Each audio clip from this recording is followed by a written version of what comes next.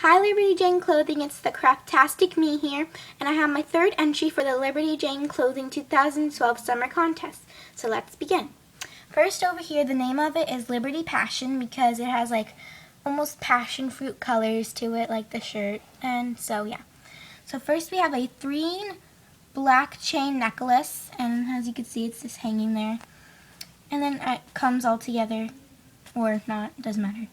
And then over here we have a pinkish purple tank, and it's almost like tie-dye-ish, but not fully. And then we have like a leatherish gray jacket with ruffles that flow to the bottom with dark gray buttons. And it's like the ruffles are like leathery, but not like so thick that they don't like ruffle or whatever. And it goes all the way through the back to the side. So it'll go like whoosh, yeah, like that. And then we have black denim shorts, and that's nothing really much you can say about that because that's the name gives it all. Then we have some black boots with buttons. They don't have to have buttons on them, but that's just for fashion reasons and stuff because, you know, I thought it looked cute.